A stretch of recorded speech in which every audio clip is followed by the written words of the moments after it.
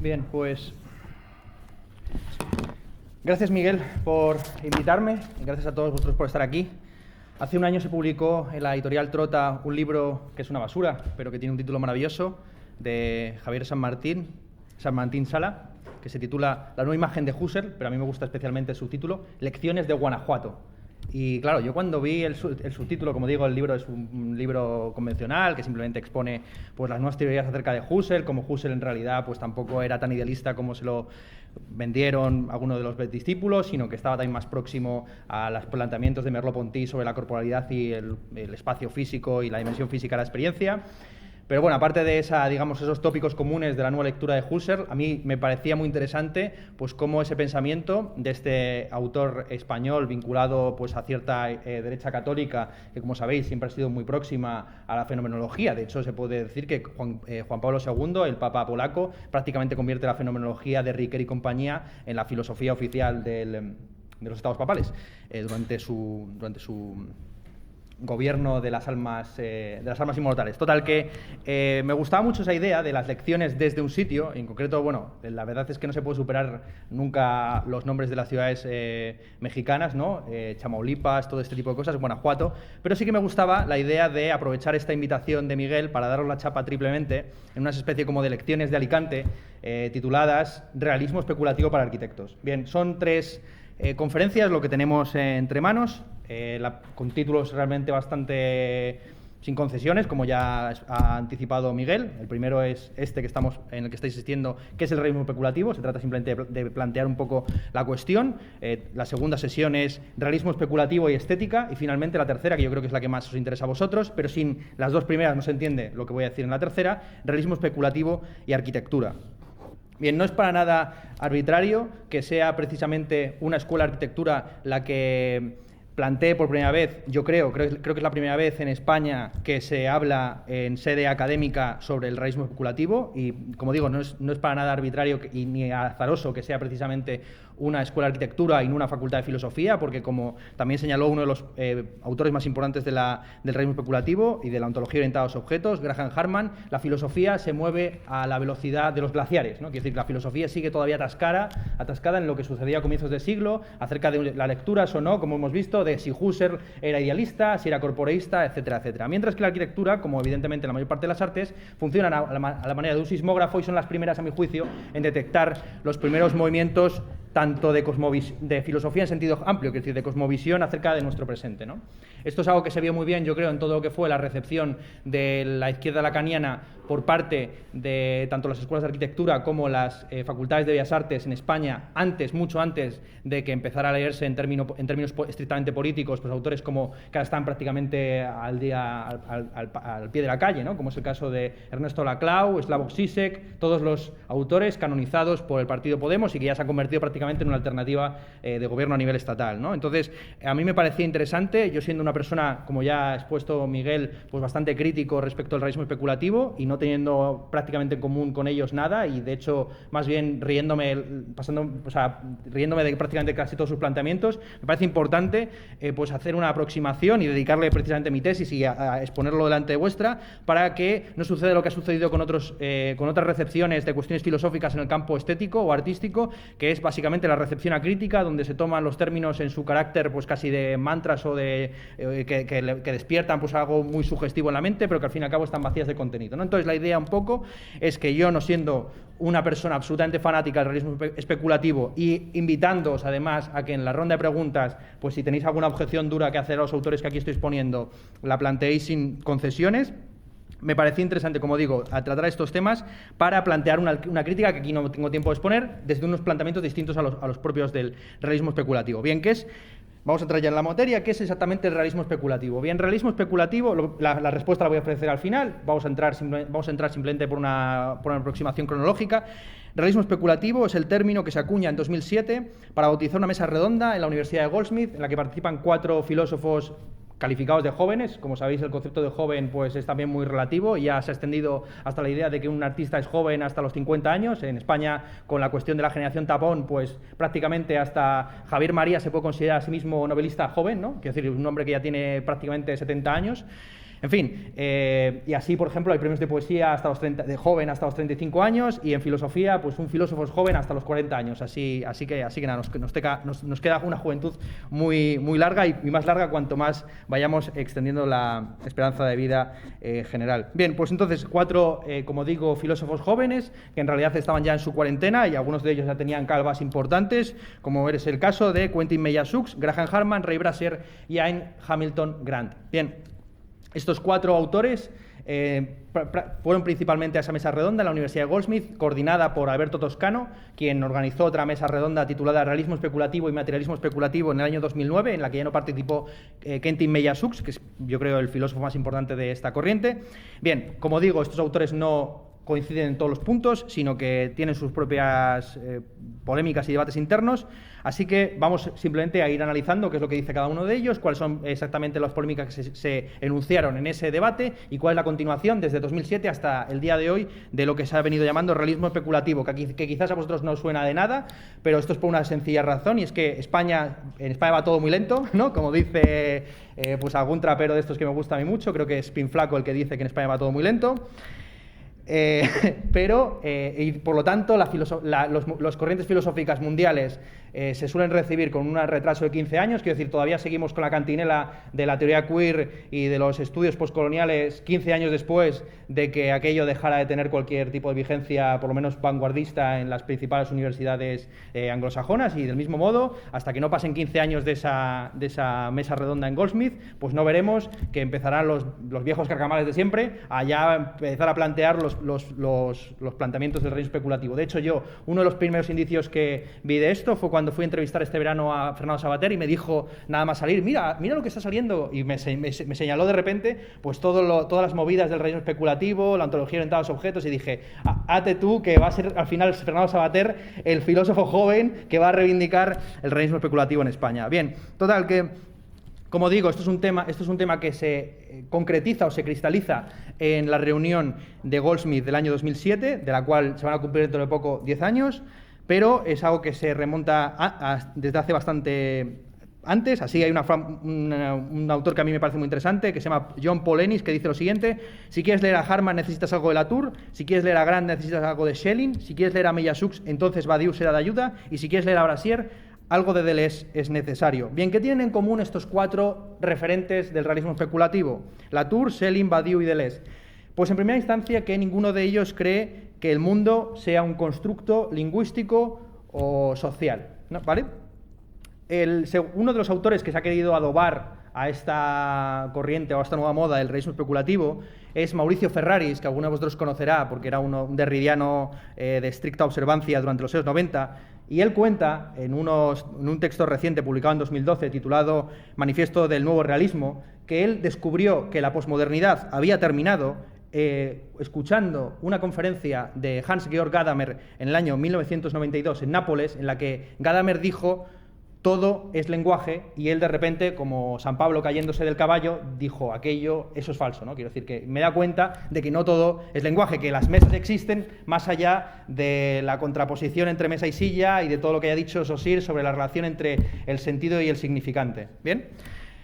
Del mismo modo, este planteamiento, por supuesto, esta idea de que Mauricio Ferrari se hubiera descubierto el fin del giro lingüístico y de la posmodernidad en el año 92, por supuesto, es una reconstrucción retrospectiva, porque si uno lee los textos de Ferraris hasta prácticamente 4 años, son todos de estricto textualismo derridiano, a pesar de que él, en su nuevo manifiesto del realismo, diga que Derrida también es realista, ¿no? Quiero decir, ya todos poco a poco pues, se van convirtiendo en realistas, y así él llega a decir que siempre fue un enemigo acérrimo del textualismo. El textualismo básicamente afirma que todo lo que existe es texto o está atravesado por texto, se puede interpretar semióticamente, y que incluso Berlusconi pues, es una especie como de consecuencia del textualismo. Bien, esto no sé ni de dónde se lo saca.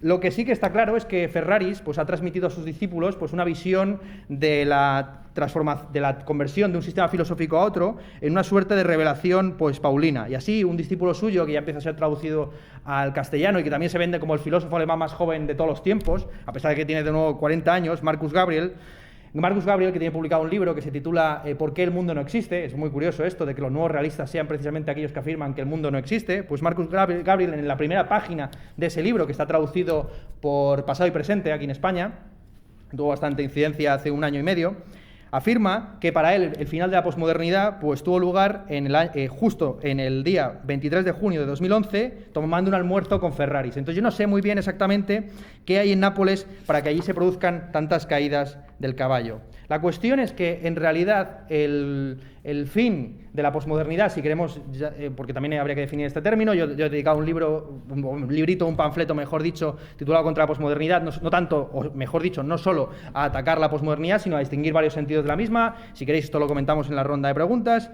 Pero bien, el final, digamos, de todas las tendencias idealistas o constructivistas o textualistas empieza a vislumbrarse a comienzos de los años 2000, en concreto en el año 2002, con la publicación de 2 libros que fueron muy bien recibidos y que ya entraban en contra, que afirmaban abiertamente algo que no se había afirmado en todo el siglo XX, que es que las mesas existen, ¿no? Algo tan evidente, pues resulta polémico y da un poco el nivel de la academia filosófica a día de hoy, ¿no? Que se resulte polémico decir que el mundo existe, pues muestra la indigencia en la que nos encontramos la mayor parte de los filósofos actuales. Así, en 2002 se publicaron 2 libros, como digo. Traduzco los títulos porque a mí me gusta el modelo este clasicista, ¿no? Clásico de llamar a Nietzsche, Federico Nietzsche y tal. Entonces, Tool-Bean, de Graham Harman, Ser herramienta, y Manuel de Landa, Ciencia intensiva y filosofía virtual. Son libros que no están traducidos, yo traduzco el título porque me gusta, por españolizar un poco, por españolear, como decían los autores del 98, ¿no? Bien, Manuel de Landa, básicamente, es un autor que pretende exponer a Deleuze sin chorradas. Es decir, quitarse de Deleuze pues toda la jerga, básicamente como muchos marxistas intentaron hacer con Marx, quiero decir, exponer a Marx sin Engels, que habría sido como el perverso que habría planteado la posibilidad de unas leyes históricas del llamado materialismo dialéctico que no se encuentra por ningún lado en la obra de Marx. Pues del mismo modo, lo que intentó hacer Manuel de Landa en su libro Ciencia intensiva y filosofía virtual era exponer a Deleuze sin Guattari, ¿no? Como sabéis, pues Deleuze era un pobre profesor de filosofía que se dedicaba a hacer comentarios más o menos rutinarios sobre Kant, hasta que apareció un loco psicoanalista llamado Guattari, que le metió en un embolado que le llevó incluso a convertirse en el inspirador de lo que fue el Partido de los Trabajadores en Brasil, y en convertirse de repente, pues él, que era un pobre profesor parisino, en prácticamente una figura filosófica internacional. Bien, entonces, esta lectura de Deleuze sin Guattari de Manuel de Landa tiene como objetivo, como digo, pues traducir lo que dice Deleuze en Diferencia y repetición y en otros textos que él escribe en solitario, no tanto los famosos textos del Antedipo, Mil Mesetas, Rizoma, etcétera, sino, digamos, los textos suyos más tradicionales. Bien, en los que habla de la diferencia, ¿bien? Entonces, lo que hace básicamente Manuel de Landa es interpretar en términos matemáticos esa diferencia, ¿vale? Pues a partir de lo que se conoce como el cálculo diferencial. Así, mezcla cálculo diferencial, geometría diferencial y la diferencia en el sentido francés del término, ¿no? Como una diferencia que no está sometida a ningún tipo de relación de identidad, ¿no? Lo que llamaba Derrida la différence, que nosotros a veces traducimos a castellano como diferencia con Z, ¿no? La idea de que hay unas diferencias que son al mismo tiempo imperceptibles y absolutamente otras, ¿no? Bueno, esto es un poco quizás abstruso, pero es que no hay, quiero decir que es así, no lo puedo simplificar más de lo que lo estoy haciendo, porque quizás no tiene ningún sentido, ¿no? Bien, entonces, lo que él intenta hacer realmente es entender que esa diferencia que en la filosofía francesa pues era básicamente como una especie de nuevo de mantra, de palabra vacía que servía para todo y para nada, pues entenderlo en términos del cálculo diferencial, esto es de pequeñas variaciones dentro de un continuo. Bien. Así, pues tenemos a un autor que, lejos de pues, todo lo que fue la tradición posmoderna, entiende que sí que existen las dualidades y las dicotomías, o sea, que sí que la diferencia de géneros no es un mero constructo, sino que ni tampoco que las diferencias de clase no son simplemente un fantasma del siglo XIX, sino que se pueden entender como conceptos estadísticos que reflejan la realidad promedio. Bien, también trae a colación pues la topología, Manuel de Landa, para criticar la teoría aristotélica de las especies y los géneros, la idea de que la especie no es sino un individuo histórico contingente surgido por un proceso de aislamiento reproductivo, ¿vale? Con fecha de caducidad. Bien, esto quizás es demasiado abstruso y como Manuel de Landa tampoco tiene muchas aplicaciones, que es un mexicano que vive en Estados Unidos, como no tiene tampoco muchas aplicaciones ni a la arquitectura ni a la estética, pues vamos a dejarlo aquí, la exposición por lo menos de Manuel de Landa. Pero aquí ya se ve cómo, frente a las lecturas de Deleuze, en términos, pues eso, ¿no? De rizoma, de perpetua diferencia respecto de sí mismo, de la idea de que no existe ni el hombre ni la mujer, sino que existe un ser mujer o un devenir mujer y un devenir hombre, ¿no? Frente a esta idea de que el mundo sería como una especie de simplemente de plasma de entidades que están convirtiéndose las unas en las otras. Lo que allí afirma Deleuze es que lo que allí firma Manuel de Landa es que Deleuze en primer lugar no es textualista ni constructivista social, que Deleuze no entiende que el mundo está compuesto de lenguaje o de constructos, sino que hay un cierto componente naturalista, si se quiere ver así, en Deleuze.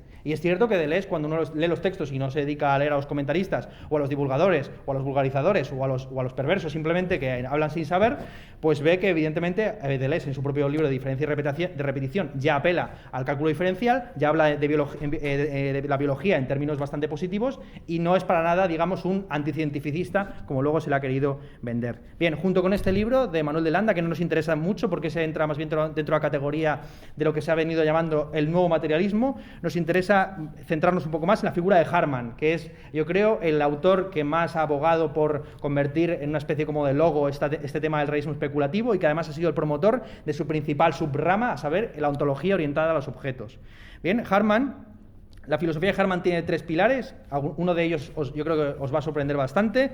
El primero de ellos es el famoso pasaje sobre el martillo en la sección 15 de Ser y Tiempo de Heidegger. Hartmann se pasó 10 años de su vida leyendo las obras completas, la Gesamtausgabe, las obras completas de Heidegger en alemán.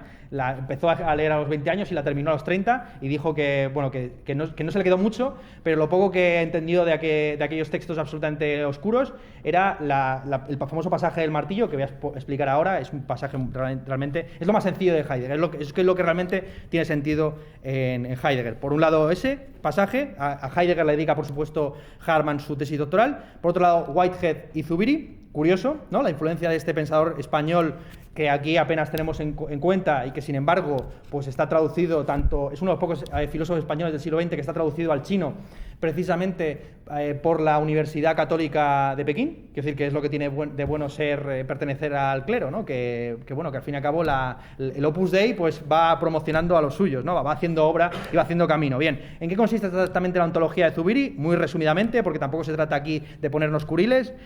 La idea es que el mundo está compuesto de individuos singulares, que están compuestos de notas, que pueden ser o bien esenciales o bien infundadas, y en caso de ser fundadas pueden ser adventicias o pueden ser esenciales, ¿vale? Lo esencial no es lo genérico, sino que tiene que ver con ese conjunto mínimo de notas que se transmiten a través de lo que llamaba Zubiri el filum.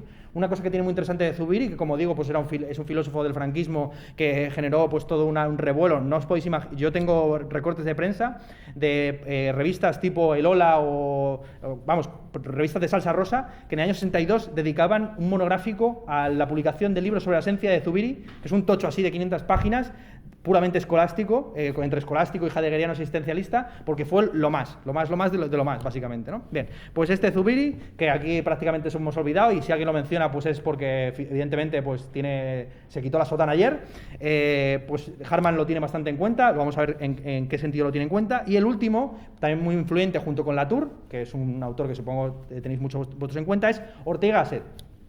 Os voy a leer un extracto de una entrevista que le hicieron a Hartmann en el año 2010 donde él hablaba de sus influencias. Dice lo siguiente: yo había leído a Ortega antes de leer a Heidegger. Escribe brillantemente, casi gana el premio Nobel. Bueno, esto se lo saca de la manga Hartmann porque, que yo sepa, a Ortega ni le iban a dar el premio Nobel ni nunca se planteó esa opción. De hecho, a mi juicio, no sé qué tipo de traducción está leyendo este hombre de Ortega y Gasset, pero Ortega y Gasset escribe como el culo. Quiero decir que lo que sucede, el problema que tienen la mayor parte de los filósofos españoles de comienzos del siglo XX y también de finales del siglo XX, de comienzos del siglo XXI, es que están tan enzarzados en polemiquillas político-culturales, en los suplementos culturales o en las columnas del País o en la época del diario Sol, que no tienen tiempo de asentar un poco lo que han escrito, ¿no? Entonces lo que escriben es pues una cosa súper urgente que tienen que mandar en media hora, ¿no? Eso es lo que sucede, por ejemplo, con Unamuno. A mi juicio no hay, mi enemiga íntima en términos filosóficos es María Zambrano, que es tan palurda de mezclar al mismo tiempo el estilo chabacano de Unamuno junto con la pedantería de Ortega y Gasset, que es como pues, coger lo peor de los dos mundos. Bien, pues dice Hartmann: Ortega y Gasset escribe brillantemente, casi gana el premio Nobel y es probablemente una de las 2 mayores influencias de mi estilo literario. He intentado emular su claridad, así como el toque de ligereza con el que incorpora la erudición en sus trabajos. También me encanta el compromiso de Ortega con la escritura de artículos de periódico y otros géneros filosóficos inusuales en lugar de aburridos y pesados tratados. Es curioso aquí también la recepción que hace Harman, ¿no? Harman, que claro, que como es un miembro de la élite académica internacional que hizo su tesis doctoral en la Universidad de DePaul en Chicago, pues cree que para un filósofo, que en España tenemos revistas indexadas, que en comienzos del siglo XX pues existían publicaciones académicas y que Ortega tenía otra alternativa que no era publicar en el periódico de su padre. Es decir, que es lo trágico. Lo que Harman cree que en el caso de Ortega y Gasset era una especie como de decisión consciente de estar junto al pueblo, lo que no entiende es que en España o escribes en el periódico de tu padre o no escribes en ningún lado. Así de sencillo, ¿no? Bien, he escuchado a gente referirse a él, a Ortega y Gasset, como el Heidegger que se puede entender. Así que en algún sentido puede haberme pavimentado mi camino hacia la aceptación de Heidegger un poco más tarde. Finalmente, si hay un ensayo que prefigura todas mis ideas, es sin lugar a dudas ensayo de estética, modo de prólogo de Ortega. ¿Bien? Entonces, vamos a ver exactamente en qué consiste y de ahí la idea que tiene Harman le viene de Ortega y Gasset, a quien dedica un capítulo entero en su libro Guerrilla Metaphysics, Metafísica Guerrillera, la idea de que la filosofía primera no es la lógica, no es la política, no es la ética, sino que es la estética. Bien. Mira, aquí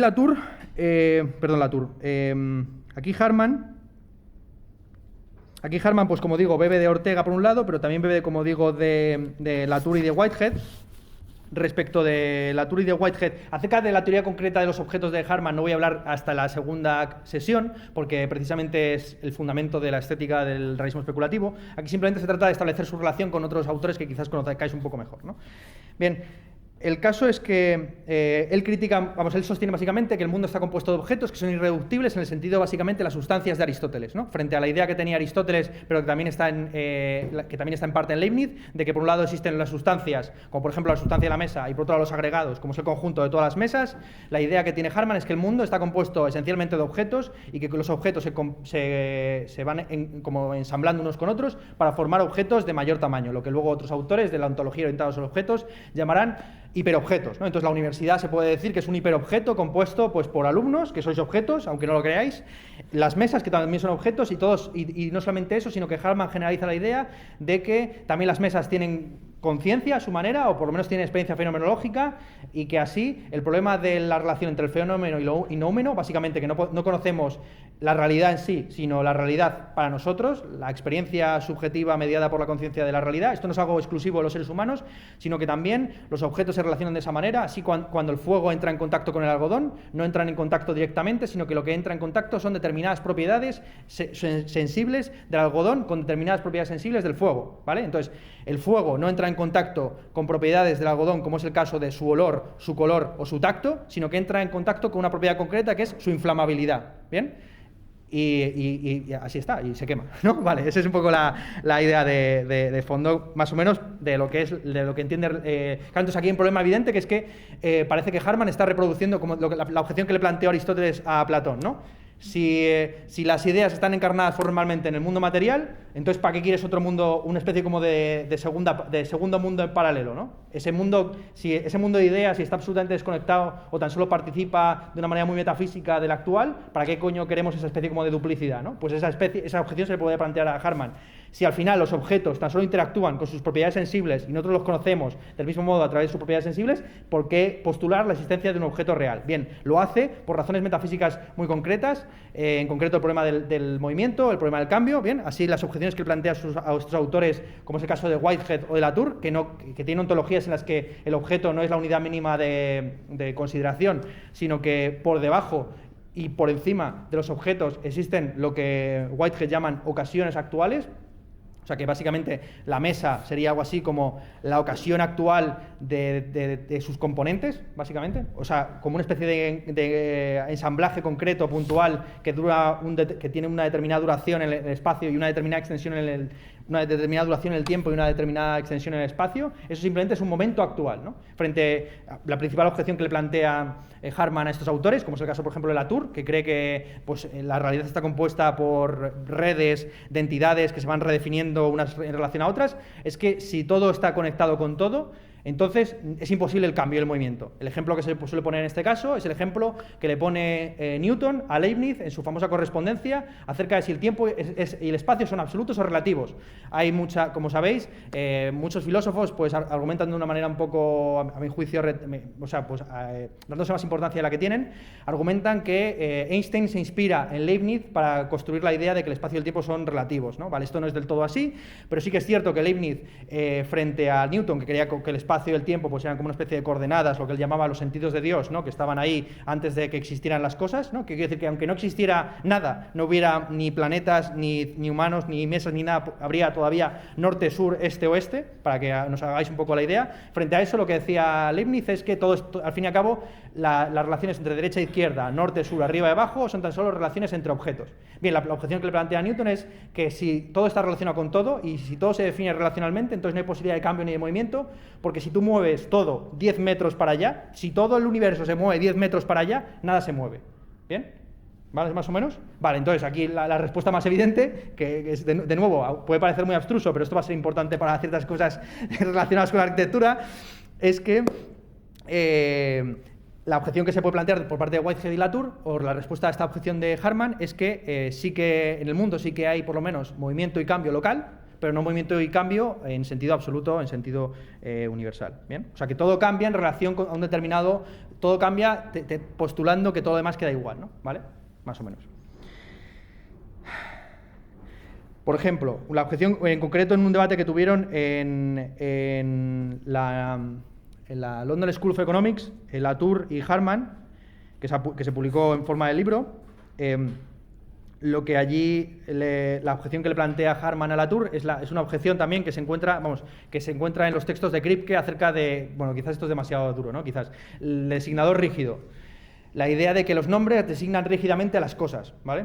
Y que, por decirlo así, Ernesto Castro no es simplemente una abreviatura de una descripción definida mucho más larga, pues varón, blanco, de clase media, que nació en 1990, estudió filosofía en la Universidad Autónoma. Ernesto Castro no designa a esa definición, sino que designa rígidamente desde el momento del bautismo pues a un individuo concreto, y así yo me seguiría llamando Ernesto Castro, aunque hubiera muerto a la semana de nacer y nunca me hubiera matriculado en filosofía, ni hubiera estado aquí, ni nada por el estilo. Sócrates hubiera sido Sócrates, aunque hubiera muerto a la semana, ¿no? Y del mismo modo, seguimos cuando, por ejemplo, se dice Goya, por ejemplo, Goya no es una descripción definida del autor del Coloso, porque aunque se descubra, como se descubrió hace unos años, que Goya no es el autor del Coloso, el término Goya sigue designando rígidamente a ese objeto, ¿no?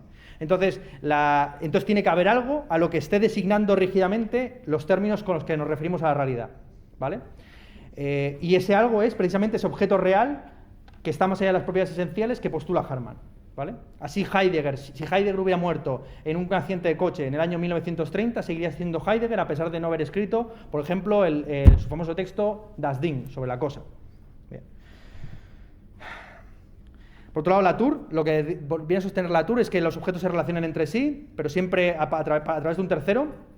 La objeción que le plantea allí Harman es que eso lleva a una especie como de regreso al infinito, porque si para que dos términos se relacionen entre sí necesita un tercero, para que ese tercero se relacione con los otros dos, tiene que haber a su vez un cuarto y un quinto, y así exponencialmente. Yo no me relaciono con la mesa, sino que entre medias hay una serie de átomos, pero entre cada átomo, y cada átomo hay a su vez una serie de partículas subatómicas, pero eso puede, al fin y al cabo, llevarse hasta el absurdo, ¿no? Bien.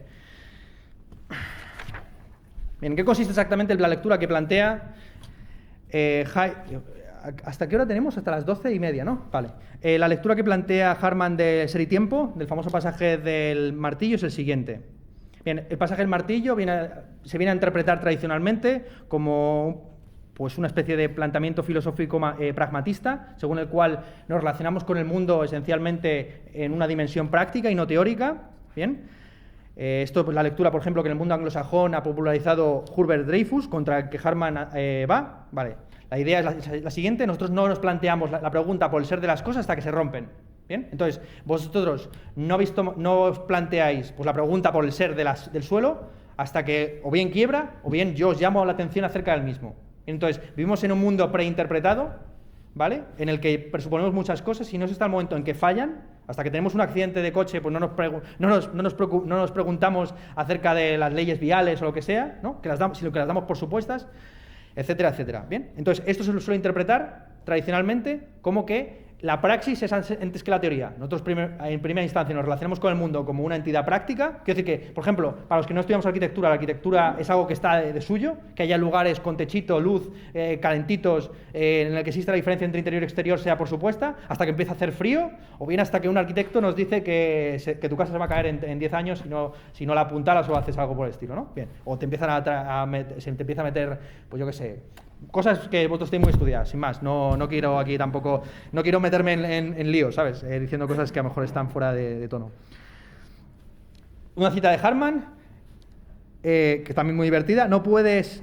Uno no tiene ninguna idea, uno no tiene una idea completa de lo que hace el corazón hasta que no deja de hacer lo que debería hacer, esto es, hasta que deja de latir en mi pecho, ¿no? Entonces uno se da cuenta de hasta qué punto es importante su corazón cuando de repente le da un paro cardíaco.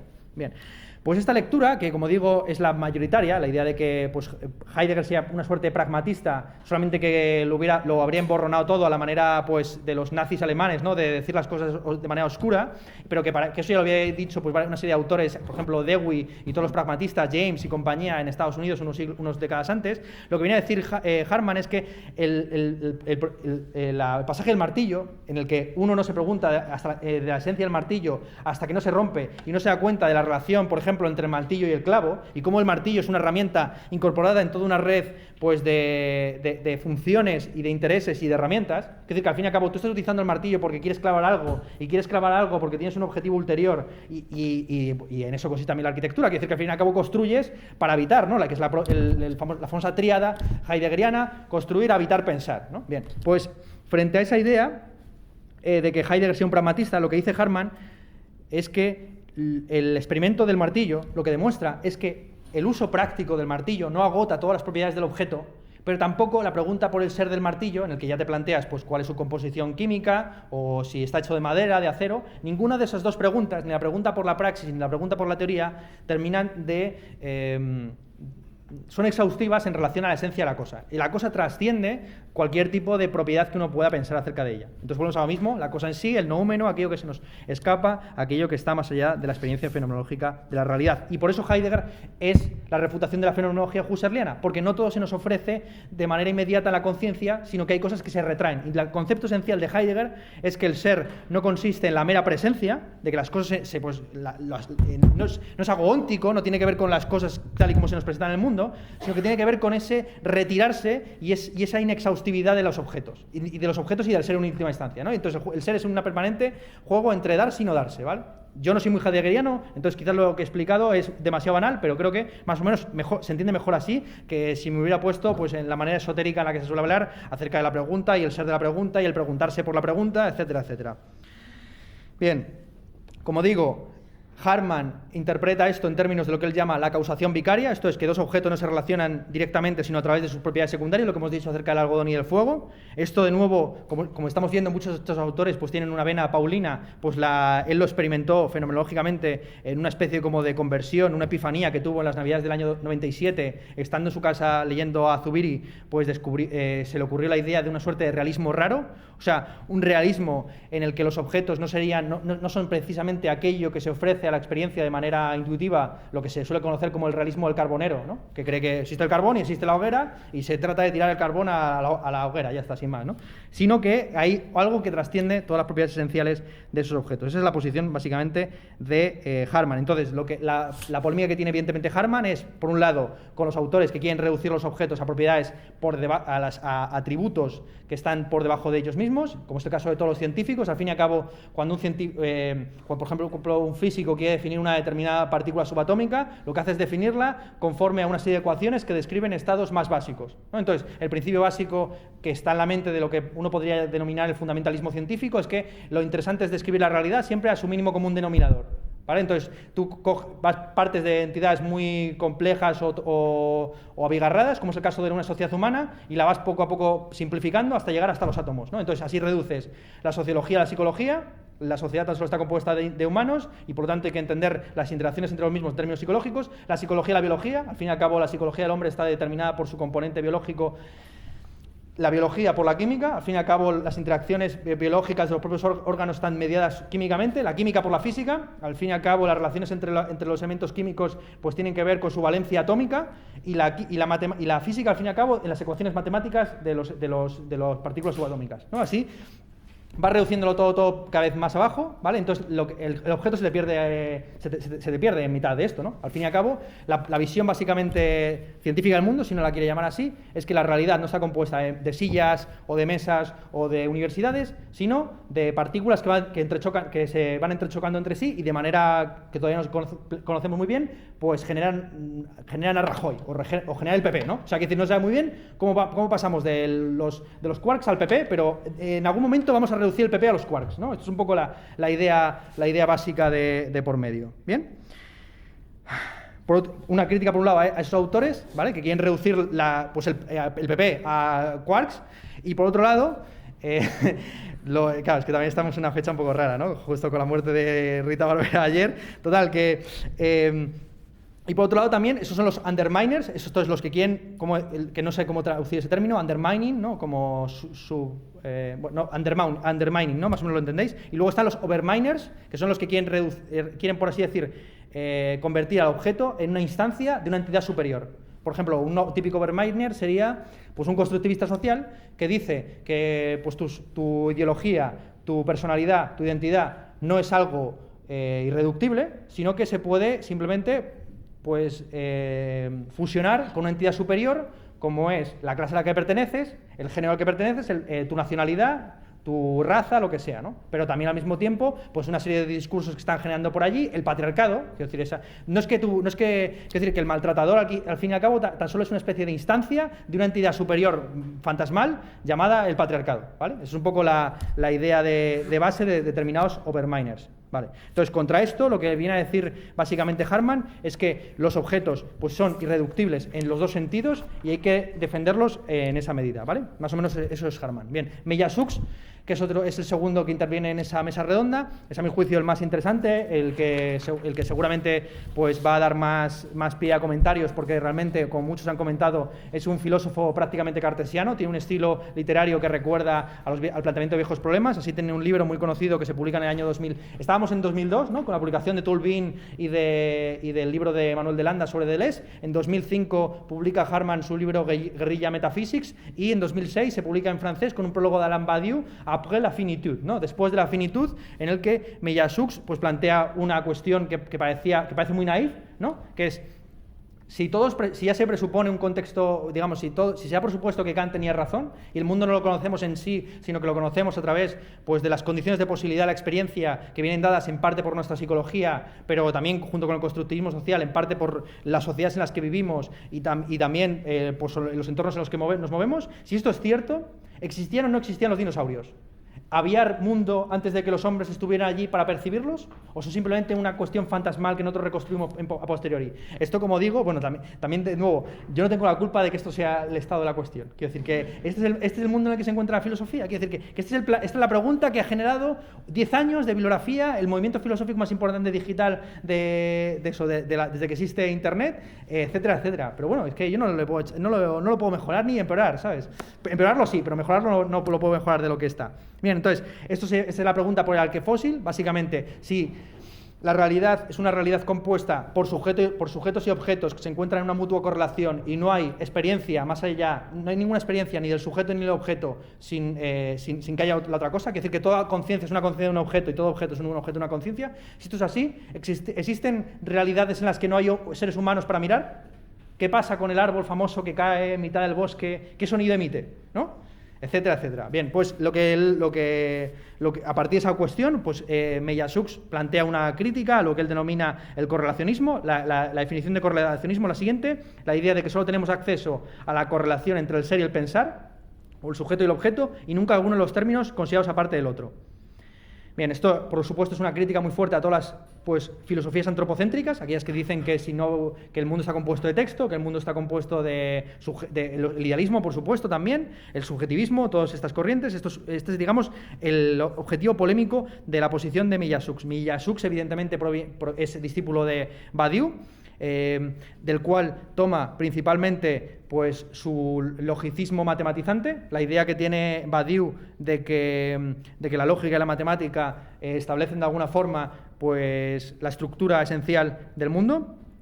Esto está muy bien expuesto en el último libro de Badiou, así, en el último tratado grandote, Lógica de los Mundos, la segunda parte del serie de acontecimiento, donde él pues toma una posición al mismo tiempo axiomática, atomista y materialista, donde dice que todos los objetos aparecen en un determinado mundo y que el cierre ontológico del mundo implica su completitud lógica. Esto básicamente viene a negar, por un lado, la idea de que existen clases naturales. No existen clases naturales, tampoco existen, y al no existir clases naturales, evidentemente, pues no existen géneros, no existen clases políticas, no existen razas, sino que lo único que hay pues es un montón de átomos, de átomos sociales, políticos, naturales. El mundo está compuesto de átomos que no se subsumen bajo géneros, y en medio del conjunto de todos los estados posibles, cada vez, o sea, de vez en cuando sucede un acontecimiento que más o menos polariza el campo. Entonces, por ejemplo, la aparición de Jesucristo pues es un acontecimiento que obliga a estar o a favor o en contra de la idea radical de que un ser humano puede ser Dios y puede morir en la cruz. ¿Bien?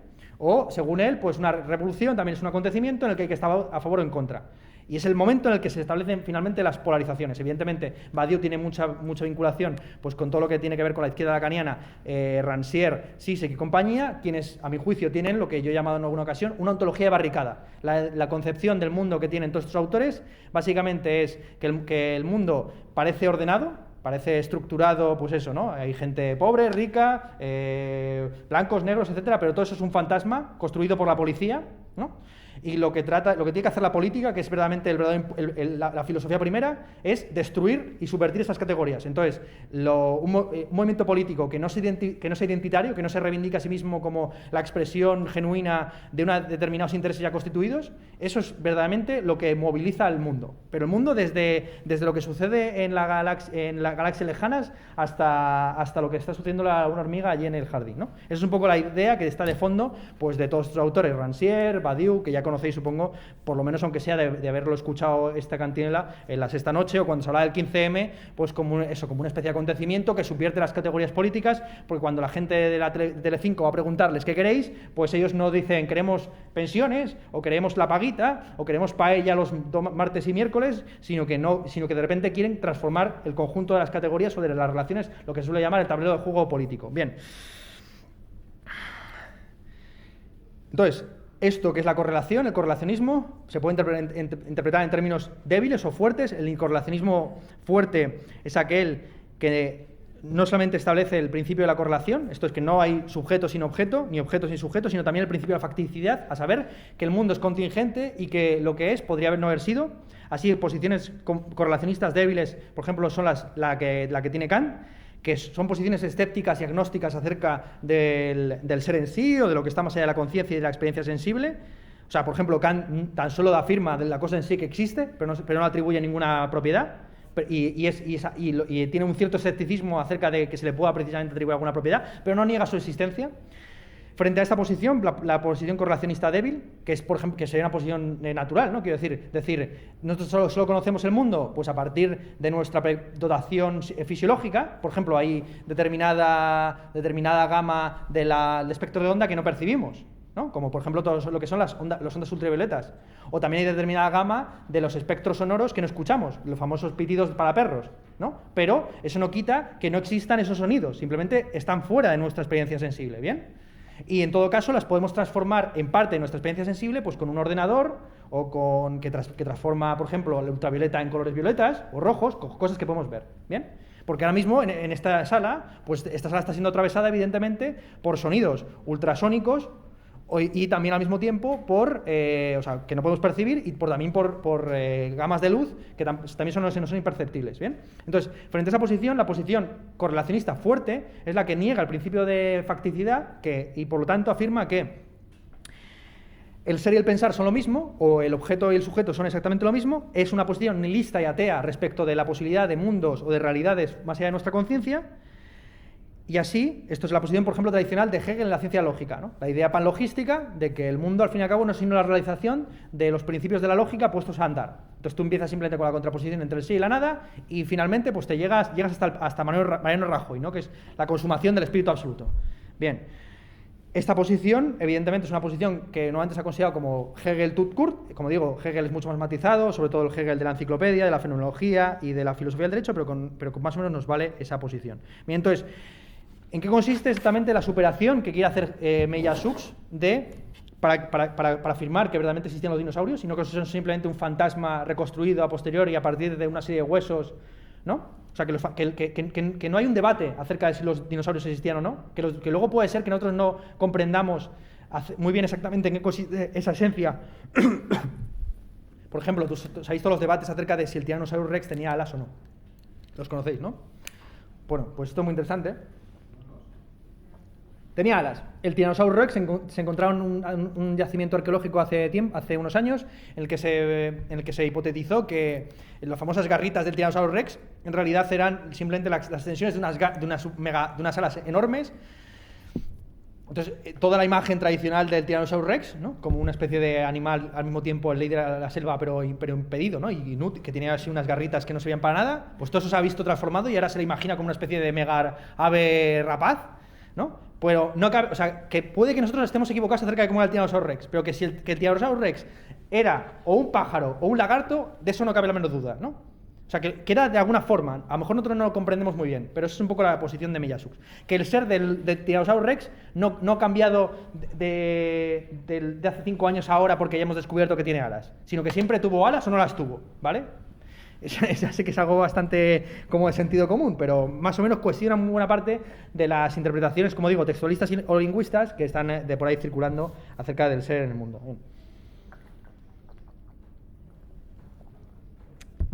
Entonces, la posición básicamente de Meillas-Schuch viene a afirmar que sí, se rechaza el principio de correlación, entonces uno puede acceder al objeto o al sujeto independientemente del otro término. Se absolutiza el principio de facticidad, según el cual pues, todo es contingente, incluidas las propias leyes de la lógica. Esto es una especie como de recuperación de Hume después de Kant, en el que tan solo se afirma que la lógica y la matemática atrapan las propiedades primarias de los objetos. Esta es una distinción que está en Descartes o en Locke, dependiendo de si te gusta más la filosofía continental o la analítica. A saber, los objetos están compuestos tanto de propiedades primarias como de secundarias. Las propiedades primarias son aquellas que son propiedades en sí, como por ejemplo la composición química o la densidad, mientras que las propiedades secundarias, esto creo que también es interesante para la arquitectura, ¿no? Quiere decir que un edificio, al fin y al cabo, pues tiene una serie de propiedades primarias, pues la composición de materiales, su resistencia a materiales, etcétera, y tiene una serie de propiedades secundarias, que son las propiedades que dependen de la interacción con un sujeto. Pues la habitabilidad, supongo, que puede considerarse una propiedad secundaria, o evidentemente todo lo que tiene que ver con los sentidos, ¿no? El olfato, el gusto, los colores, etcétera. ¿Bien? Esto aplicadlo, si queréis, a vuestra propia especialidad. Bien, entonces él recupera esa distinción para decir que las cualidades primarias serían atrapadas por la matemática. Esto lo viene de herencia de Badiou. Y mientras que las propiedades secundarias, aquellas propiedades que tienen que ver con la experiencia sensible, dependerían de lo que él llama la materia muerta o la materia oscura. Así hay 3 afirmaciones. Él renuncia de una manera tajante al famoso principio de razón suficiente, según el cual si todo es por algún motivo, y afirma la absoluta contingencia de que pueden existir cosas sin motivo, sin razón suficiente para ellas, pero luego el principio de la lógica que sí que asume, el único principio, la única ley que está dispuesta a asumir es la ley de la no contradicción, según la cual una cosa no puede ser y no ser al mismo tiempo, y hay un argumento lógico bastante detallado que no voy a exponer aquí acerca de por qué eso es así. Básicamente la idea es que entonces, si una cosa puede ser y no ser al mismo tiempo, no habría contingencia. Esto es, las cosas no podrían ser de otro modo, porque ya estarían siendo de otro modo al mismo tiempo, o sea, la mesa sería al mismo tiempo blanca y negra, y no podría decirse que podría no haber sido blanca. Bien, más o menos se entiende. Bien. Junto con esta posición, la posición de Meillas-Schuch, pues tenemos, y ya cierro más o menos lo que sería la exposición, sí, de esta primera clase, de esta primera lección, que es un poco dura, pero por lo menos vale como primer planteamiento para lo que vamos a hablar más adelante.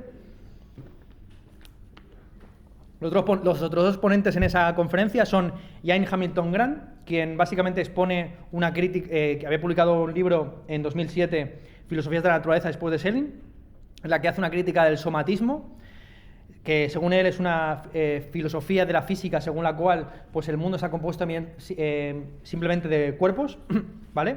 De materia muerta que estaría vivificada por la forma o la conciencia. Bueno, vuelvo a hacer quizás una... Lo siento si los ejemplos que pongo en arquitectura son muy improvisados, pero quizás venga a pelo pensar que una visión somática o somatista de la arquitectura pues sería pensar que los edificios pues son meros cuerpos que no se convierten en organismos hasta que no son habitados, hasta que no cumplen una determinada función, ¿no? Simplemente una carcasa vacía que se rellena pues de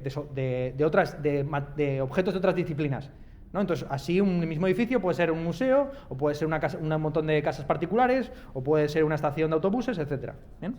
Entonces, frente a esta idea, él lo que hace es elaborar una historia de la filosofía según la cual hay que reivindicar a Platón, quien supuestamente para él tendría una visión vitalista y organicista, de que el mundo está compuesto al mismo tiempo de organismos en los que no se puede distinguir entre materia y forma.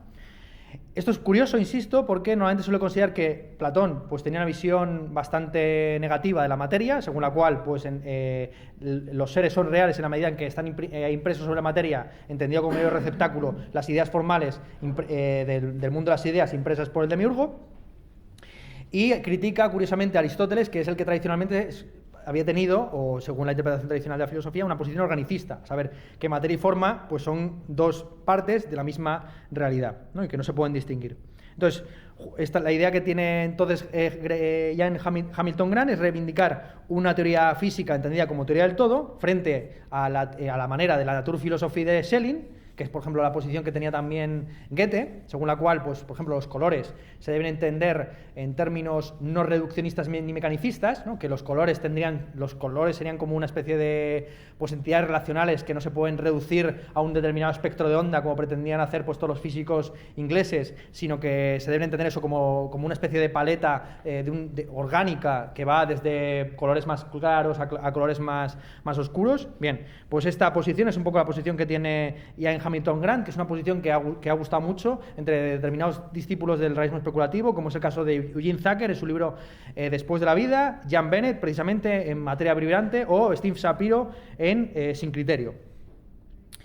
Bien, junto con, ya cierro, el cuarto ponente aquí sería Ray Brasier, quien publicó en 2007 un libro que yo creo que es el libro más potente de todos los que se han publicado en el realismo especulativo, por lo menos en términos puramente doxográficos de tratamiento de temas tradicionales en filosofía, titulado Nihil Unbound, en la que la premisa es justo la opuesta en Ian Hamilton Grant, a saber que no hay que, digamos, tener miedo al reduccionismo, sino que hay que abrazar la propuesta científica de reducir el Partido Popular a los quarks, ¿no? Y que precisamente el desafío del mundo contemporáneo pues es habitar un mundo en el que se ha destruido esa cadena orgánica del ser y ya lo que hay tan solo son pues eso, entrecruzamientos entre partículas subatómicas a quien tus estados emocionales les da igual, ¿no? Entonces, que hay que abrazar el nihilismo como de manera activa y positiva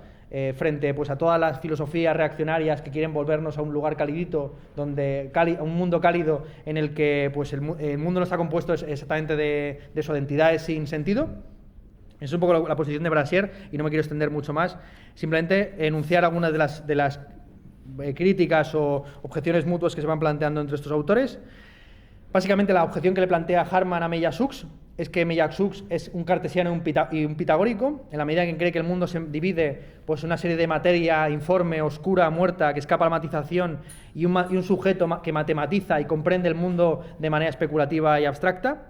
A su vez, Meillassoux critica a Harman por no superar el principio de correlación, que dice que al fin y al cabo lo que estaría haciendo Harman, y él mismo lo reconoce porque él se ha calificado en algunas conferencias como noumenista, ¿no? Frente a la fenomenología, la idea de que el mundo no está compuesto de fenómenos, sino de noúmenos, ¿no? Noumenalista. La idea es que Harman, en lugar de superar el principio de correlación, esto es que no hay sujeto sin objeto, no hay y viceversa, estaría generalizándolo de tal forma que para Harman toda todo objeto tendría su propia conciencia, ¿no? Entonces, él estaría, Bellasuc califica a Harman de vitalista.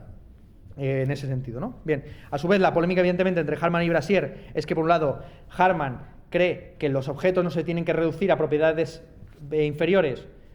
Esto es que hay que resistirse al intento de la física de reducir, insisto, el Partido Popular a los quarks, mientras que evidentemente, o sea, le objeta, utilizando su propia terminología, que lo que no se está dando cuenta es que la imagen científica del mundo es una imagen, es decir, que sigue siendo una representación, y que en ese sentido hay que ir más allá de las representaciones para entender que existe un objeto que va más allá de toda la representación, ¿no? Que sería ese númeno.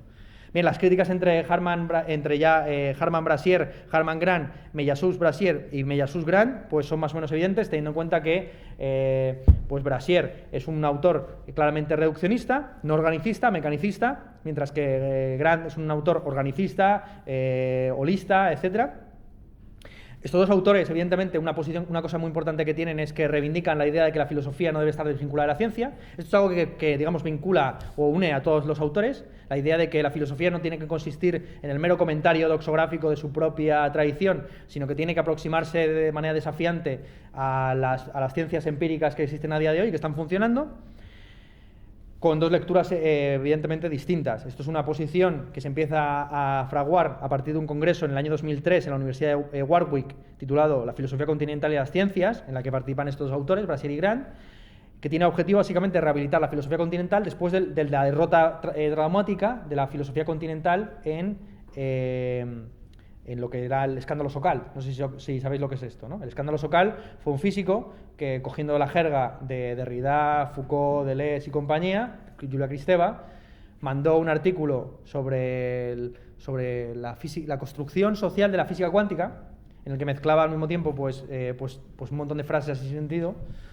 y lo mandó a una revista supuestamente de revisión por pares que se llama Social Text, ¿no? Entonces la revista publicó ese artículo como si fuera un artículo de investigación serio, y el autor, pues en un libro muy conocido y muy sonado llamado Imposturas intelectuales, que publicó al año siguiente que se publica ese artículo, lo que hace es desmontar pues cómo hay determinados autores que dicen permanentes chorradas. Por ejemplo, Lacan llegó a decir que el falo es igual a la raíz cuadrada de 2, ¿no? Entonces, claro, esta idea de que la raíz cuadrada de 2 es igual al falo, el falo, que además no es lo mismo que el pene, bueno, toda esta metafísica, ¿no? Incluso el falo puede ser la mujer, como sabéis, Lacan pues se monta unas pajas mentales bastante serias.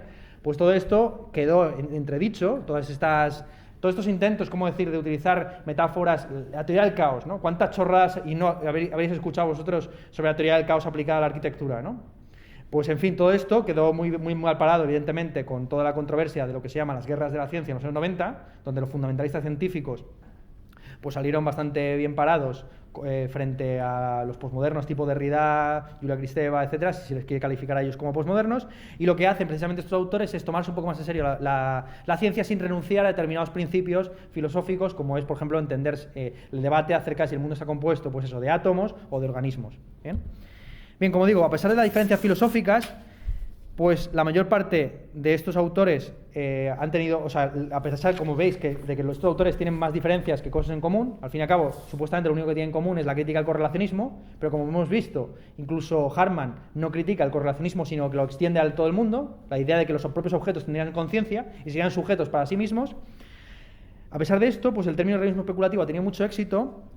Y yo tengo miedo, de hecho, o sea, existe entre los autores del realismo, existe entre los autores del realismo especulativo la misma diferencia de opiniones que existía entre los autores del Congreso del año 1967 en la Universidad Johns Hopkins de Baltimore, donde intervinieron Foucault, Derrida, Deleuze, etcétera, y se acuñó el término postestructuralismo, que es una moda filosófica que hemos estado arrastrando hasta el día de hoy y que sobre todo ha lastrado mucho, yo creo, determinada paja mental, sobre todo en las artes, ¿no?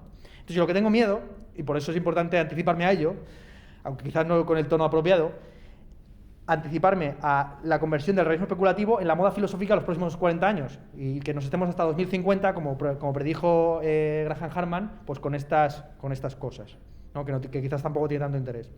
La clave del éxito del realismo especulativo, como digo, es Internet.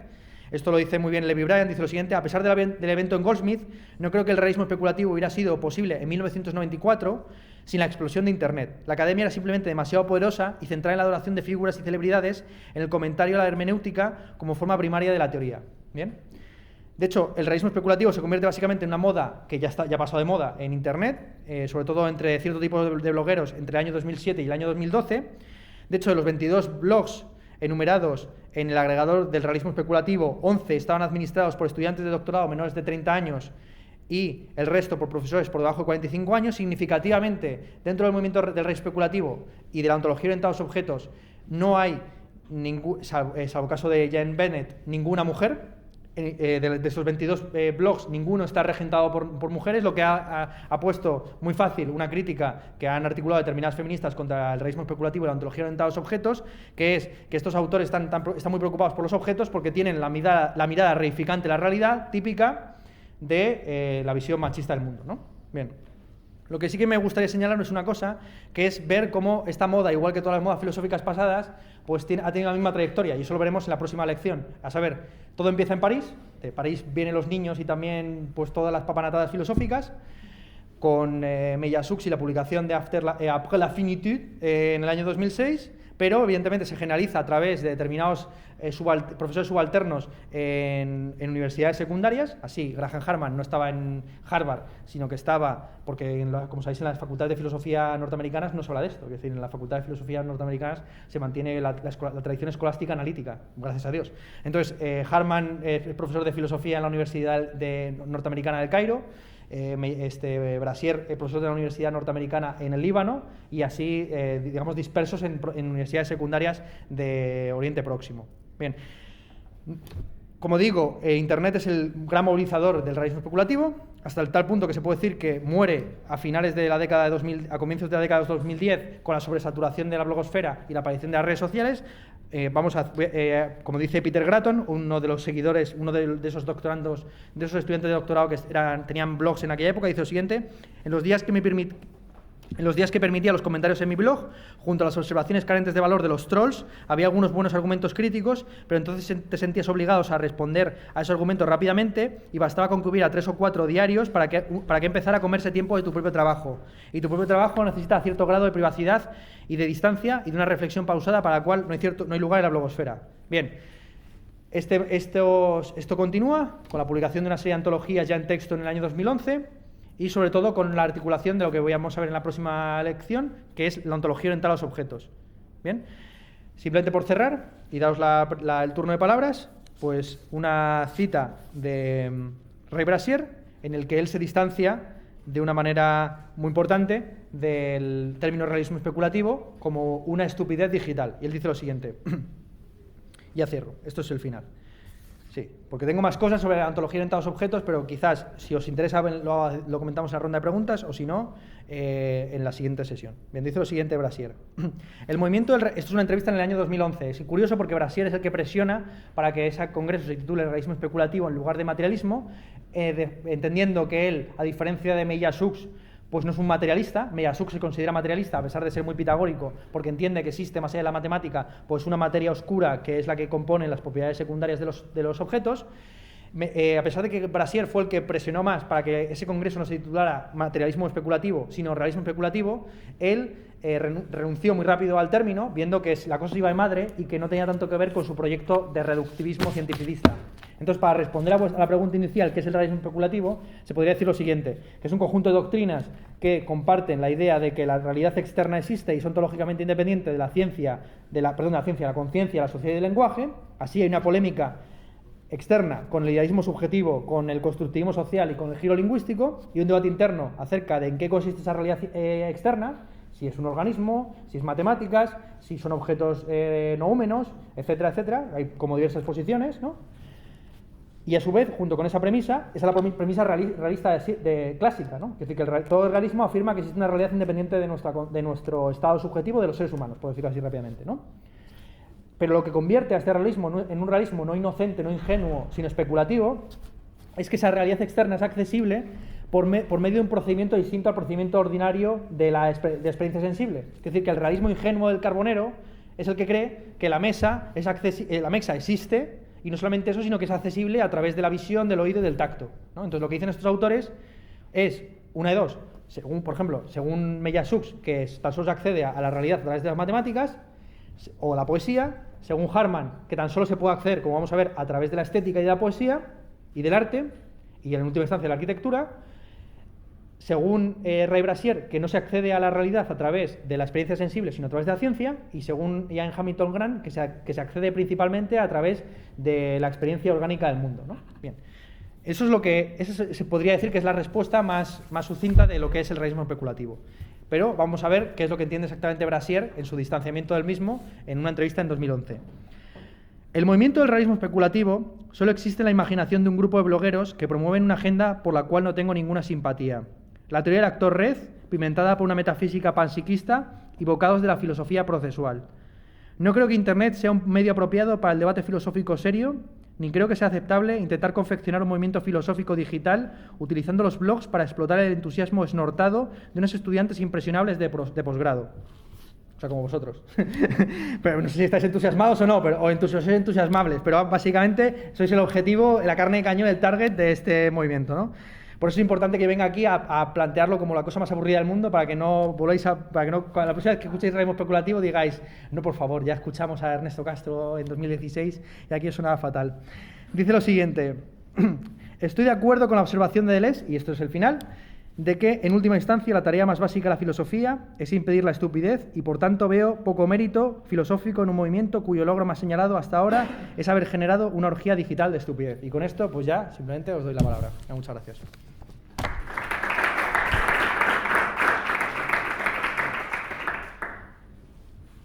Bien.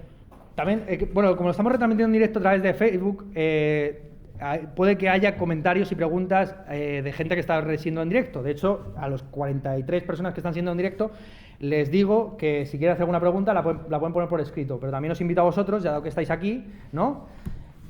Os veo presuntamente en vuestras propiedades secundarias, pues que os manifestéis, ¿no? Que os manifestéis, y si queréis hacer una objeción, un comentario, crítica, lo que sea, pues lo podéis hacer, ¿vale? Yo voy mirando de todas formas lo que van diciendo estos, pero levantad la mano, no, sin necesidad de levantar la mano, darle candela.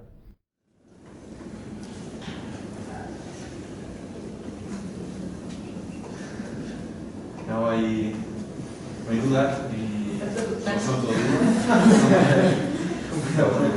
Aprovechando la dificultad del grupo para formularte preguntas, te vamos a pedir varias cosas, ¿no? La primera sería una bibliografía básica para el UNIX del realismo especulativo, tanto en el sentido como de fan, como en el ámbito de la crítica, ¿no? Que sería como la tuya.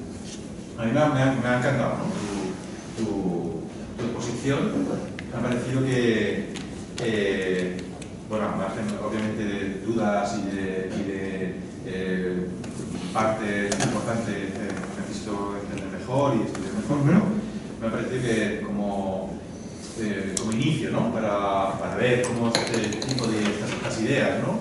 Que además están tan próximas a nosotros, ¿no? Bueno, están de alguna manera influyendo en el pensamiento. Bueno, en España poco, porque pasa en España como arquitecto en filosofía, pues en arquitectura no tanto, ¿no? Es decir, que se habla de realismo especulativo probablemente en la academia o en el ámbito académico arquitectónico británico, americano probablemente, y probablemente también en Francia y Italia, no lo aseguraría, ¿no?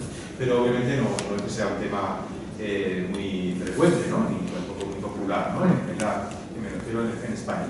Pero en cambio sí que está poco a poco apareciendo, si no directamente, sí que aparece de manera como tangencial, ¿no? Por ejemplo, ideas propias bueno, con las cuales han negociado, ¿no? El realismo especulativo, como por ejemplo el antropoceno, como gran discusión, ¿no? Pues bueno, el último número de la revista, ¿cómo se llama? La escritura, no digo la otra, bueno, una de las, probablemente la revista de escritura más vendida en España, ¿no? Que no es, bueno, aparte de bueno, no pasa, sino bueno, la reacción infernegariana. Sí, pero ¿no? Bueno, vale, es igual. Aparece dedicada a estas cuestiones. O, por ejemplo, aparecen ya seminarios, pero bueno, esto también obviamente en el ámbito anglosajón, ¿no? sobre el diseño cosmopolítico, ¿no? Sí. Entonces yo creo como inicio para empezar a hablar y para empezar a entender y por lo menos a conocer y a reconocer todo un campo de discusión que nos afecta, pues yo quiero empezar a agradecerte y agradecerte también el esfuerzo, ¿no? de clarificación que luego necesitaremos todavía mucho más, ¿no? Sobre todo una bibliografía y a lo mejor revisar el archivo de YouTube, ¿no? que normalmente lo subes, ¿no? Sí. Aquí, o sea, que luego lo pondremos y demás. Bueno, yo te quería hacer una pregunta así como un poco práctica, ¿no? En realidad. Nosotros trabajamos como te decía, con conceptos que, bueno, pues si no andan cerca, sí que están dentro de las discusiones de estos autores o cómo se discute, etc. La idea de antropoceno, por ejemplo, de poshumanismo, ¿no? En realidad, claro, cuando este tipo de cosas se llevan a la filosofía, en términos como más disciplinarios, ¿no? Se concretan, ¿no? En filosofía, me da la impresión de que se quedan fuera otro tipo de propuestas. Por ejemplo, se habla mucho de la tour de las Torres, que es además, por su lado, una tour un poco viejo, y se habla poco del Latour de Recent Modernity o el Latour de lo natural, ¿no? de la revisión o redefinición de lo natural, ¿no? En realidad, o sea, mi pregunta sería dirigida. Una crítica, yo entiendo la crítica que tú formulas, pero una crítica desde la filosofía, directamente desde la propia disciplina, anula, digamos, visiones o las desacredita, ¿no? Visiones que en el fondo han sido también muy importantes en otro tipo de campos, ¿no? Por ejemplo, del activismo antiespecista, pongamos por caso, ¿no? En el sentido de que, bueno, pues sí, los objetos tienen agencia, si los animales la tienen, si tienen derechos, si las políticas se encarnan en los objetos también, si también hay políticas encarnadas en otro tipo de sujetos o de entidades, etcétera, etcétera. Si se hace una enmienda de totalidad, una corrección total, ¿no? Como de moda filosófica, que a ti te resulta, y tal como tú lo anuncias, pues te resulta a cualquiera, ¿no? Un poco antipática, ¿no?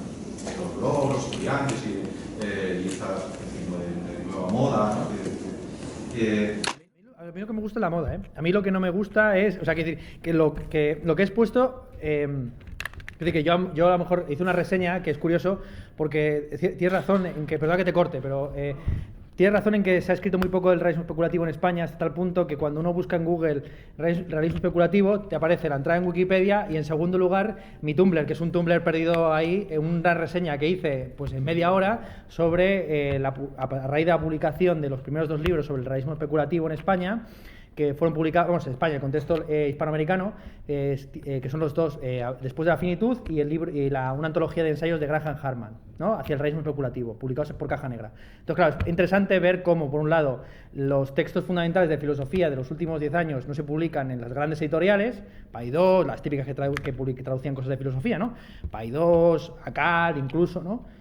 Que están completamente desnortadas. Quiero decir, yo acá conozco al editor y lo que hacen es dedicarse a traducir, a ser un poco la sucursal de Verso en España, ¿no? Quiero decir, traducen, venga, el último de Zizek, pues venga, y como Zizek publica 5 o 6 al año, pues ya tiene más o menos llenado la mitad del año de publicaciones. Así se sucede, pues esta cosa curiosa, que es que son editoriales relativamente pequeñas, en concreto esta argentina, Caja Negra, la que ha empezado a ponerse con el tema del realismo especulativo.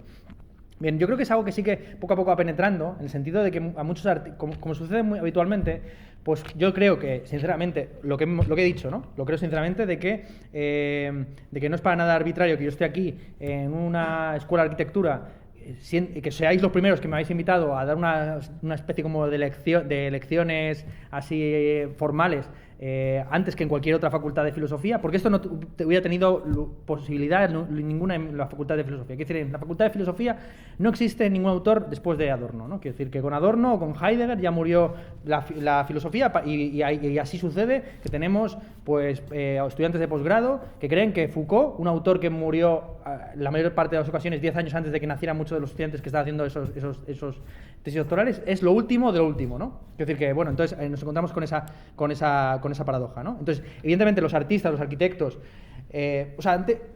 mucho antes, hace como una década o dos, esto hubiera sucedido en una facultad de Bellas Artes, porque entonces los artistas, a mi juicio, pues tenían un mayor interés filosófico. Ahora parece que los artistas directamente no quieren que los filósofos les cuenten ciertas cosas, sino que quieren ellos mismos convertirse en filósofos con caídas así del caballo bastante potentes, o bien quieren convertirse simplemente en gestores culturales, en investigadores y activistas sociales, ¿no? Ese es un poco el modelo del artista contemporáneo que más o menos está impuesto desde, podemos decir, el 15M hasta en adelante, ¿no? Sin embargo, me doy cuenta que sí, que en arquitectura, yo creo que quizás por la crisis, pues como no se construye, pues hay que hablar un poco, ¿no? Y así de sencillo. Entonces, poco a poco os va interesando cada vez más la teoría, me parece bien. En algún momento, cuando la cosa vuelva a arrancar, pues ya, si habéis oído del rey especulativo, no me acuerdo, ¿no?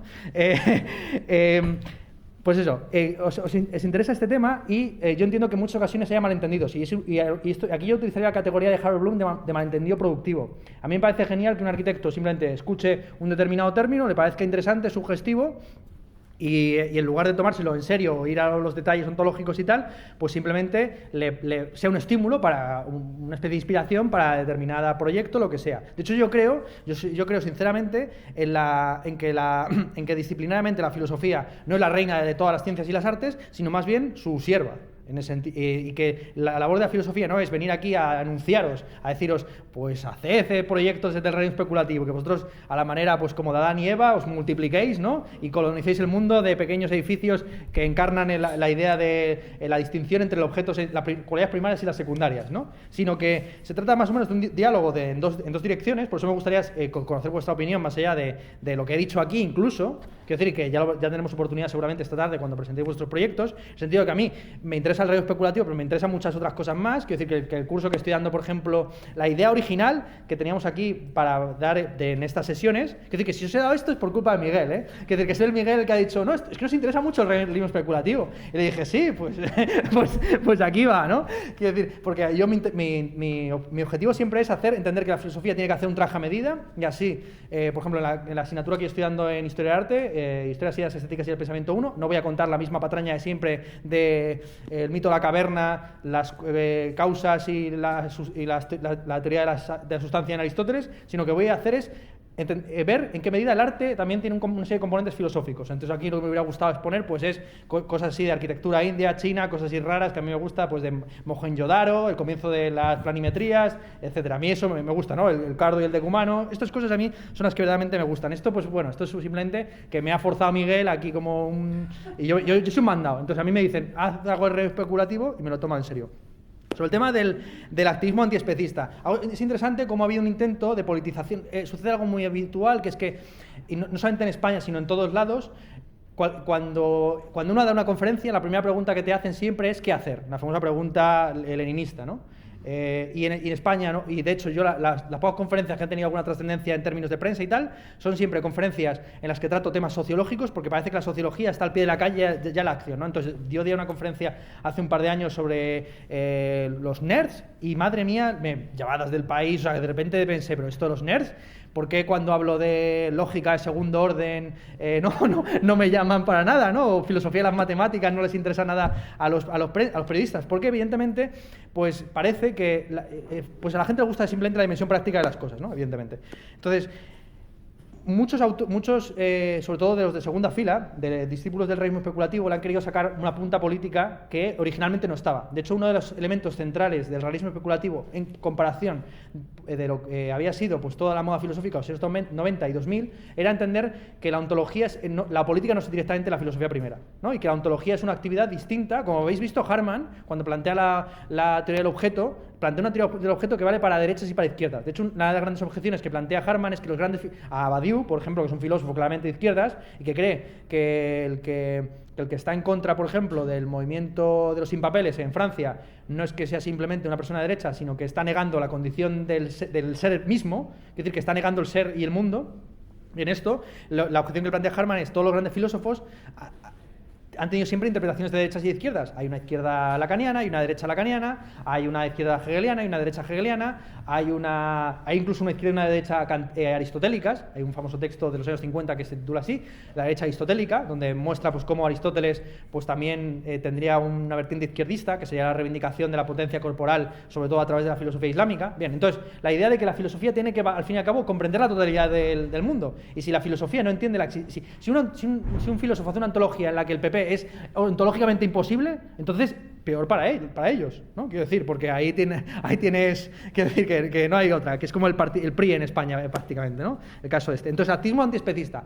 El tema interesante es que, aunque parezca que la ontología orientada a los objetos, en la medida en que se tiene en cuenta lo no humano, está más o menos en la línea del ateísmo antiespecista, hay que recordar que el ateísmo antiespecista filosóficamente se ha apoyado prácticamente por completo en la filosofía moral analítica, que va de la mano sobre todo de un cierto cálculo de utilidad y de la economía marginalista microeconómica, ¿no? La idea de que los sujetos son sujetos de experiencias y de intereses, que tienen preferencias, más o menos en un continuo, que puede ser matematizable, ¿no? Entonces esto simplemente se aplica a los animales y se dice lo siguiente: el problema del especismo básicamente es que entra en contradicción con las normas morales que ya estamos utilizando, ¿no? Entonces, la objeción que se plantea es la siguiente: si tú defines la comunidad moral como la comunidad moral de los individuos con capacidad de raciocinio, entonces no tendrías ningún problema con el exterminio de retrasados mentales o infantes que no tienen conciencia. ¿Por qué motivo matas a un cerdo que tiene menos capacidad de conciencia, que tiene mucho más? ¿Por qué matas a un pulpo y a un cerdo que tiene más conciencia que tu perro y seguramente que tu niño de 2 años y un chimpancé? Y sin embargo tu niño es una especie de vida, ¿no? Es una vida sagrada desde prácticamente el momento de la fecundación, ¿no? Entonces hay un problema ahí, que es que la propia teoría moral que nos hacemos acerca del concepto de persona entra en contradicción con el ejercicio práctico del concepto de persona en marcha, ¿no? Bien, eso es un poco el planteamiento. Entonces, lejos de decir, vivimos en un mundo plano en el que todo está al mismo nivel, los árboles, las sillas, la galaxia Andrómeda, nosotros, los animales, lo que dicen los antiespecistas es no. El criterio moral importante de distinción es el criterio de la experiencia sensible, ¿no? Entonces, en ese sentido, a iguales capacidades de dolor, placer, sufrimiento y de realización, iguales derechos. Un mejillón no puede tener derecho al movimiento, porque no se mueve, básicamente. Pero un león sí. Un león no puede tener derecho a la educación, porque no va a aprender matemáticas, pero un niño sí. Entonces, es un poco lejos de ver un mundo plano, donde todo está al mismo nivel que todo, como entienden muchos de los de la ontología orientada a los objetos, la idea del antiespecismo es precisamente establecer una jerarquía conforme a los principios morales que ya están en ejercicio. El reconocimiento de derechos estaría implícito en esa jerarquía, no en el hecho del reconocimiento de agencia, ¿no? Sí, bueno, quiero decir que hay varias versiones. Está la versión está la que te he expuesto, la versión más utilitarista, pero versiones evidentemente más que se suelen calificar de ontológicas, pero más o menos es un poco la posición así generalizada. La idea de que los animales tienen derechos en la medida en que, o sea, los animales tienen derechos y los árboles no, y los árboles son simplemente recursos que los bosques tan solo son... es que hay un conflicto que muy pocas veces se explica entre el movimiento antiespecista y el movimiento ecologista. En España más o menos son sinónimos, o sea, cualquier hippie de barrio pues al mismo tiempo antiespecista y ecologista, pero basta simplemente analizar brevemente los principios según los que se rige cada corriente moral o política o ética para ver que entra en contradicción, porque el ecologista valora al animal en tanto que miembro de una especie, mientras que, y por lo tanto, aboga en ocasiones por la introducción de animales depredadores en determinados ecosistemas para mantener la biodiversidad, ¿no? O sea, que aboga porque el león se coma a la cebra y la cebra sufra una muerte terrible, ¿no? Es decir, que ojalá la cebra tuviera la suerte de morir en un batallón de los nuestros, en lugar de ser cazada por un león que la ahoga durante 5 minutos, ¿no? Y estar sometida permanentemente a la persecución de depredadores, ¿no? Sin embargo, los ecologistas no tienen ningún problema con esto, ¿no? Porque la naturaleza hay que dejarla más o menos ahí, que vaya funcionando. Sin embargo, los antiespecistas abogan por la intervención a la naturaleza conforme a criterios éticos. Entonces, la posición de si está cerca Entonces entra en contradicción, que es una contradicción total, básicamente, ¿no? Porque el antiespecista valora al animal en tanto que individuo con capacidad de sufrimiento y dolor, y le da igual su especie, lo que le importa es el grado de capacidad de experiencia que tiene. Entonces hay un debate sobre, por ejemplo, si los veganos pueden comer mejillones o no, en la medida en que no tienen un sistema nervioso centralizado. ¿Bien? Eso es un debate a lo mejor quizás para la hora de la comida más que ahora, ¿no? Entonces, si está próximo el antiespecismo a muchas de las cosas que tú has dicho, sobre todo a la cuestión del antropoceno, porque la idea del antropoceno, básicamente la idea del antropoceno es que nos encontramos en una era geológica distinta a la del Holoceno, en la cual la principal fuerza geológica por encima de los mares, los ríos, los vientos, etcétera, es el ser humano, ¿no? El ser humano moviliza con su sistema de producción pues más materias primas que cualquier otra fuerza en la naturaleza. Se calcula que más o menos el doble, aunque también esto está muy debatido por los geólogos. De hecho, los geólogos tardaron 40 años en concluir si nos encontramos en el cuaternario o no, ¿no? Entonces, finalmente sí, estamos en el cuaternario, ¿no? Bueno, gracias. Entonces, del mismo modo, pues este es un debate, si estamos en el antropoceno o no, pues un debate que va a seguir seguramente hasta los años 30 o 40 de la década del siglo XXI. Pero esta idea, que surgió hace poco, pues se la han tomado muchos filósofos para decir que no existe la naturaleza más allá del sistema productivo. Quiere decir que realmente, por decirlo en vuestra terminología, si a lo mejor no es ni siquiera vuestra terminología, pero lo que yo creo que es vuestra terminología, el planeta Tierra es un gran edificio. El planeta Tierra no es una especie de entidad externa o de base sobre la cual nosotros construimos. Nosotros estamos interviniendo permanentemente sobre la naturaleza y todo es paisaje. No, la distinción clásica entre lo que es entre el paisaje, que es aquello que está rotulado por el ser humano, y digamos lo salvaje, ¿no? Que es aquello que se encuentra más allá de la actividad humana, eso no existe como tal. Lo que, por ejemplo, en Estados Unidos, si tú eres hippie y vives en los Estados Unidos, lo normal es irte, o en plan quieres conectar con la naturaleza y tal, te vas a Wisconsin, ¿no? El estado de Wisconsin, que es todo bosques. Pues bien, como he sabido, el estado de Wisconsin era desierto hasta llegar a los europeos, que dejaron que allí pues fueran arraigando una serie de especímenes de la flora y la fauna hasta lo que ha surgido a día de hoy. Quiero decir que el estado, igual que el de los famosos desiertos, quiero decir, hay toda la parte desértica de Australia no es sino bosque quemado por los aborígenes en unos mecanismos muy poco eficientes de caza que tenían. Básicamente quemaban todo el bosque y pillaban a los animales ya calcinados para comérselos. ¿Bien? Entonces, por ahí va un poco, el antiespecismo está vinculado con el antropoceno en la idea de que, querámoslo o no, estamos interviniendo permanentemente en la naturaleza, entonces no tiene ningún sentido representar la naturaleza como si fuera una especie de película de Disney en la que Bambi, el único problema que tiene es que llega un cazador y le mata a la madre, porque ese propio estado de naturaleza virginal ya está intervenido por el ser humano, y la cuestión no es si intervenimos o no, sino con qué criterios intervenimos. Si intervenimos con criterios económicos tan solo para los seres humanos, o si intervenimos con criterios económicos mucho más que toman como individuo, como persona moral, paciente moral, también los animales, ¿vale? Entonces, o si intervenimos conforme a criterios ecológicos, donde evidentemente una haya, incluso puede ser, una haya está por encima moralmente de una determinada especie de vegetal, si está en peligro de extinción, está por encima de una cabra común, ¿eh?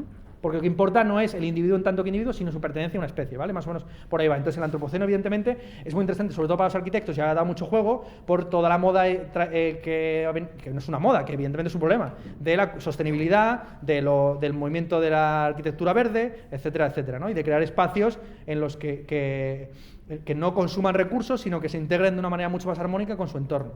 Entonces, la cuestión es que todo, el entorno también es artificial, ¿no? Entonces, la arquitectura no es un arte local que tenga que ver con lo habitable digamos, dentro de la ciudad, así en términos genéricos, sino que tiene que ver con la composición del propio mundo, ¿no? Que la arquitectura del paisaje lo abarca todo, básicamente, por decirlo así rápidamente. ¿Alguna duda por ahí? ¿Alguna pregunta? ¿Alguna cosa?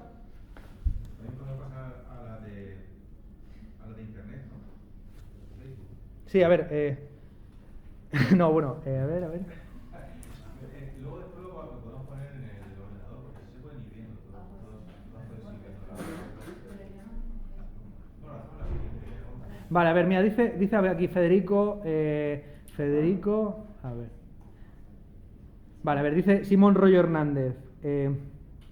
Creí que por fin me iba a explicar a alguien lo del realismo especulativo, pero no entiendo mucho entre tanto batiburrillo, tamaña velocidad de dicción y tanto juicio de valor, al que como ves me apunto. Eso sí, al menos viene bien que se de la bibliografía y los nombres de los protagonistas, o sea, que me los podré leer. Con todo, a ver si me entero. Por lo pronto, realismo especulativo me parece algo así como la presencia y la ausencia de la presencia, o como dice al final, la realidad simple y llana, pero especulativa, a la que se accede mediante el arte, el pensamiento y la sugerencia, y la superciencia. Mi pregunta sería sí, ¿es así o no lo entiendo? Si más o menos lo he entendido, quiero decir que podremos entrar en más detalles, más o menos creo que he expuesto cuáles son las formas de aproximación a esa realidad externa por parte de los 4 autores principales.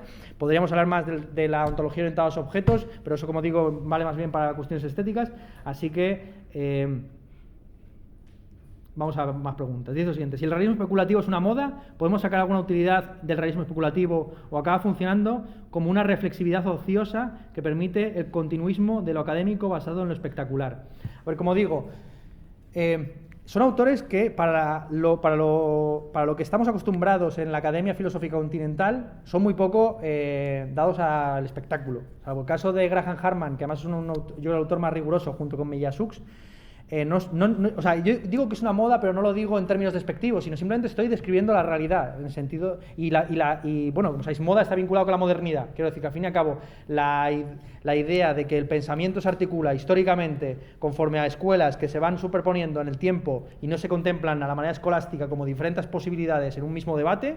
No quiero decir, porque la idea de la escolástica, por ejemplo, la suma teológica, es que todas las posiciones sobre un determinado tema ya están dadas y se trata de tomar parte por una de ellas, ¿no? Por ejemplo, Santo Tomás. Hay, en el día del juicio final, en caso de canibalismo, ¿qué cuerpo glorioso será el que surja de la tumba? ¿El del canibalizado o el del caníbal? ¿No? Pues ese tema que lo plantea Santo Tomás en su suma teológica, pues hay una serie de posiciones. El que está a favor del caníbal, el que está a favor del caníbal, porque claro, según el cristianismo, pues en el día del juicio final nos levantaremos con este cuerpo más agusanado o menos agusanado, ¿no? Entonces hay posiciones a favor o en contra del canibalismo, o a favor o en contra del caníbal o del canibalizado, y ya se puede decir que lo que hay. Sin embargo, la posición más o menos tradicional de la filosofía contemporánea es que no están dadas las posiciones, sino que se van articulando históricamente. Entonces, evidentemente, hay modas, y en eso consiste la modernidad, básicamente, es lo que diría. A ver, otra pregunta. ¿Cómo es posible el salto de la física a la matemática desde una perspectiva materialista? Esto es una pregunta que no tiene nada que ver con lo que estamos dando, sino que esto es uno que me persigue por el tema del reduccionismo. ¿Esta imposibilidad no es quizá el motivo de gran calado de teorías como el realismo especulativo o personajes ligados al populismo más allá de lo influenciable de los alumnos de posgrado?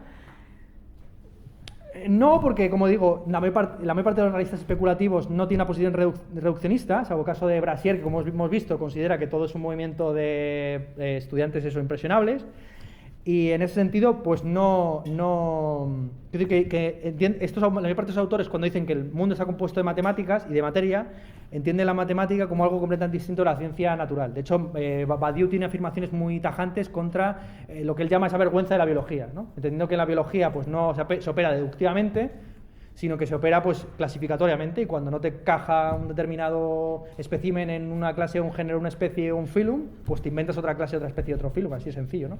Bien. Y ya está. Sin más. ¿Alguna pregunta o vamos directamente a la pausa, ¿no? ¿Os parece bien?